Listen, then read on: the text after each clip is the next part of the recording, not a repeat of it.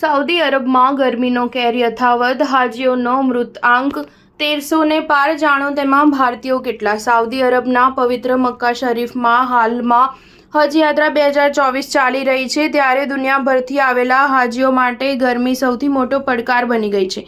આ વર્ષે અત્યાર સુધી ભીષણ ગરમીને કારણે પવિત્ર હજ યાત્રા દરમિયાન જ લગભગ 1300થી વધુ હાજીઓ જીવ ગુમાવી ચૂક્યાના અહેવાલ છે, જેમાં મોટી સંખ્યામાં ભારતીય હાજીઓનો પણ સમાવેશ થાય છે. સાઉદી અરબના સ્વાસ્થ્ય મંત્રી ફહદ અલ જલાજેલ જણાવ્યું કે ચાલુ વર્ષે હજ યાત્રા દરમિયાન અત્યાર સુધીમાં કુલ 1301 લોકો જીવ ગુમાવી ચૂક્યા છે. સરકાર ટેલિવિઝને મંત્રીના હવાલાથી કહ્યું કે હજ યાત્રીઓના મૃત્યુ પર્યાપ્ત આશ્રય કે આરામ વિના સીધા તડકામાં લાંબુ અંતર કાપવાને કારણે થયા હતા.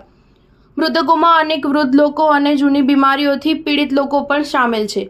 લગભગ 83% મૃત્યુ એ લોકોના થયા છે જે હજ યાત્રા કરવા માટે અધિકૃત ન હતા. મક્કામાં ચાલુ વર્ષે ગરમીનો પારો 52 ડિગ્રીને વટાવી ચૂક્યો છે, જે હાજીઓ માટે કોઈ મોટી આફતથી ઓછું નથી.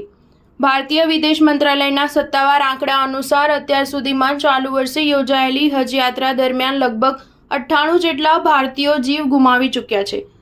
જો કે વિદેશ મંત્રાલયે આ તમામ લોકોના મૃત્યુનું કારણ બીમારી અને વધુ વય જણાવ્યું છે. દર વર્ષે મોટી સંખ્યામાં લોકો હજ પડવા જાય છે. આ વર્ષે પણ 1,75,000 જેટલા મુસ્લિમો હજ યાત્રા કરવા સાઉદી અરબ પહોંચ્યા છે.